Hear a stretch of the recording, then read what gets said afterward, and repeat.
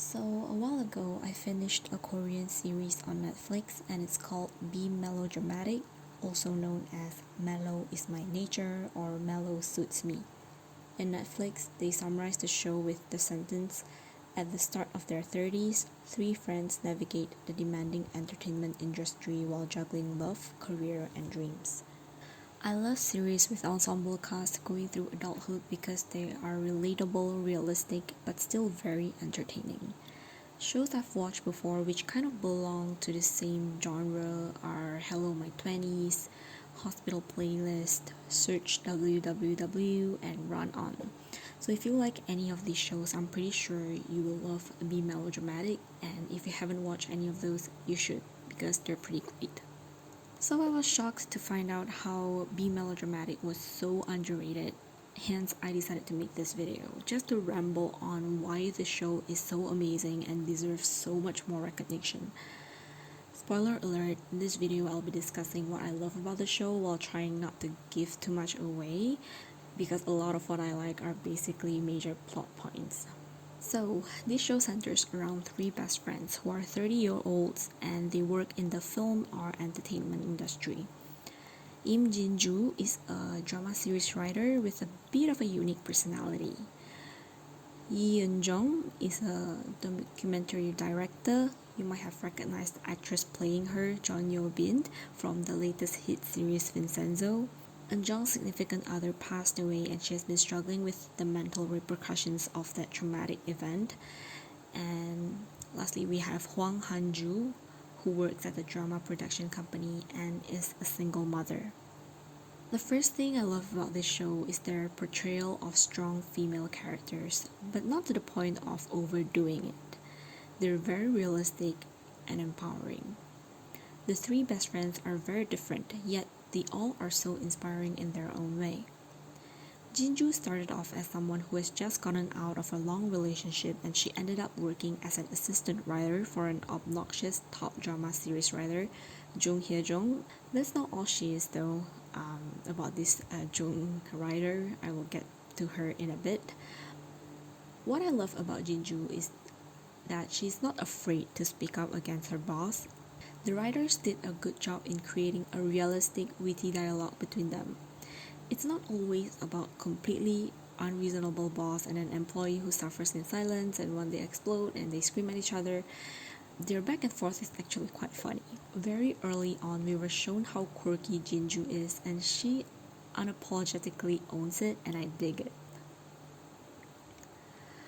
Our next girl is Hanju.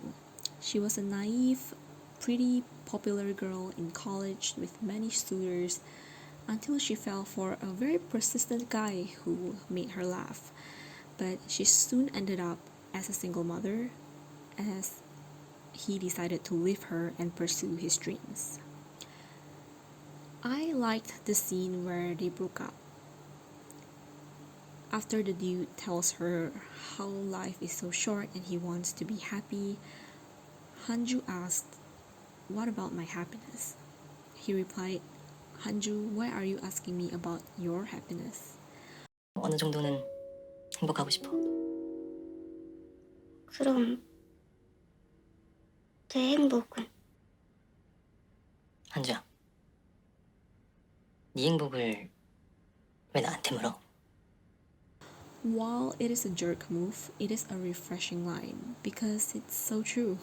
Our happiness should not depend on somebody else, and definitely not some handsome dude in K-dramas. So while it was difficult for her not to wallow in self-pity after being dumped, we were shown that Hanju picked herself up and be the mother her son needs and still kick ass at her job.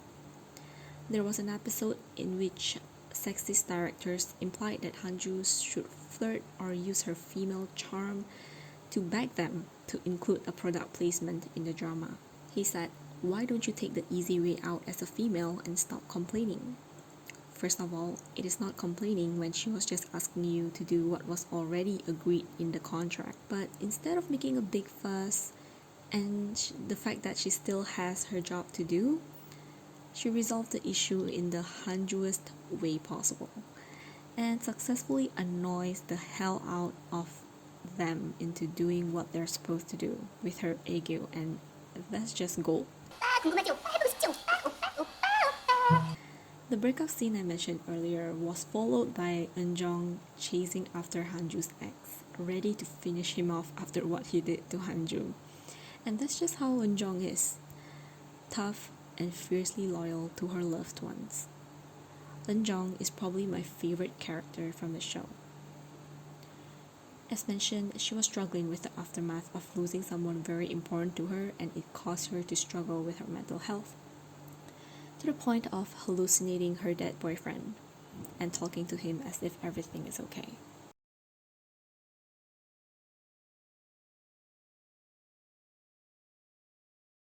While her friends thought that she seemed to be handling the death well because she has always been the tough one, it took them her suicide attempt to realize that she needs more support than they expect and that she's not okay like she seemed. The scene in which Eunjung's brother discovered and saved her and her friends visiting her in hospital were heartbreaking. Down the line, while she seemed to be okay after her suicide attempt, she has yet taken healthy steps to heal, and her brother eventually convinced her to see a therapist. That for me was another indication of her strength and love she has for her loved ones. She agreed to take the necessary steps because of her brother's concern, and letting herself be vulnerable and taking courage to seek help are just what makes her stronger. There was another tender moment in this series which is just so real and special. That kind of leads me to my next point. I love that the show is not afraid to make us feel uncomfortable on the topic of mental health. I appreciated their treatment of this difficult topic. The truth is, depression can look very much like that.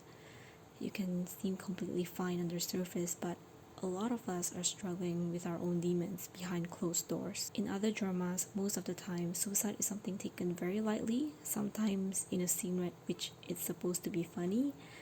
I get that it depends on the genre, but I've always found that it's in bad taste to joke about it or brush aside someone's pain that easily. This show did the opposite of that. While it seemed like after the event everyone's moving on with their lives, they showed the guilt her friends had for not knowing. It shows that people around her were still checking up on her, and seeing that she still hallucinates her dead boyfriend means that she has not really healed yet. And for that, she seeks help. Sometimes time and support from fans aren't enough to get you through difficult times, and it's okay to get professional help. I like how they actually include her therapy sessions in the drama as well. For me, it was uncomfortable to watch her sessions because of how closed off she was and how difficult it was for her to talk about her pain. But I guess that's the point. Healing can be painful at first, but it's necessary. Eventually, we saw her opening up more, and when she finally broke down, I broke down with her too. Honestly, this should have been John Yobin's breakout role instead of Vincenzo. Therapy is not a fix-it-all solution. It's not an easy process, but it can be very rewarding, and this series tackled this gracefully. I could go on about this topic since it is something that's very close to my heart, as you can guess from my channel's name, but I'll move on before this becomes a 2-hour long video. Moving on to the next point on why this series is so great. The supporting characters were written to have depth and dimension to them, and that's very real. They're not just props for plot of the main leads, they're people with their own stories. There are no real villains in this drama. There are some jerks here and there, but the bigger character were given depth. I mentioned Jinju's obnoxious boss earlier on. While from the first few episodes she might seem like an unreasonable person who dislikes Jinju for her candidness and then her competition, we soon found out that she's actually jealous of Jinju and eventually admitted it in one of my favorite scenes of the show. Despite how immature they may seem, they were able to put their differences aside, have a mature conversation about the issues they have. She recognized Jinju's capabilities and success and agreed to let one of her assistants work for Jinju. That's some maturity and class right there, despite whatever this is. Hanju's boss was also at first portrayed as this unreasonable alpha female boss, but we then learned that's not all she is. She's capable, and despite the image she gives out, she is a considerate person who actually has her soft side. And that was the reason why our Hanju continued to work for her, as she really looks up to her. And she is not some kind of villain after all. This show continually surprises us with how they challenge our preconceived ideas, and I love it. They show different sides of women and how strong each of the characters is. How these girls rise from the challenges from being a single mom to losing the love of your life are just so inspiring. Even the nemesis turned subject of a documentary of Eun-jung, actress Lee So-min, can be a likehead sometimes. She's not just a diva.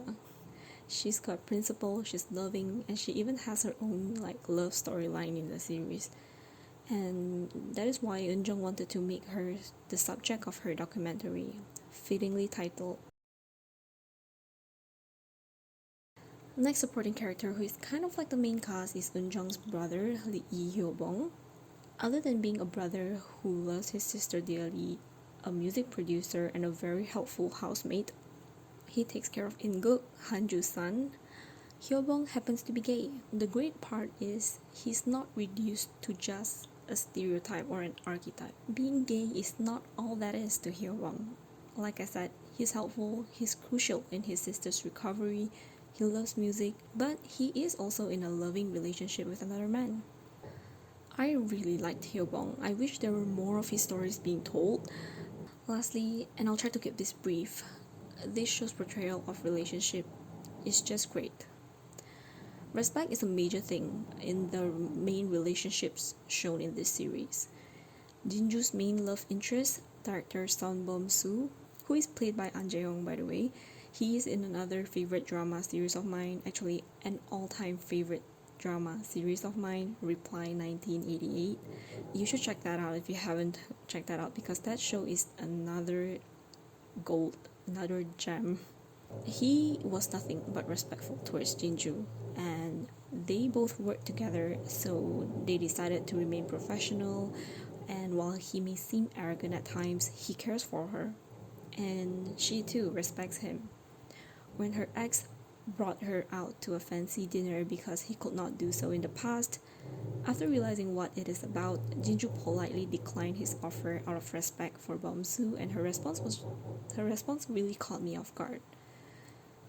So I think this is what we should glorify or aim towards, and not romanticize a 1,000-year-old goblin calling a high schooler his bride.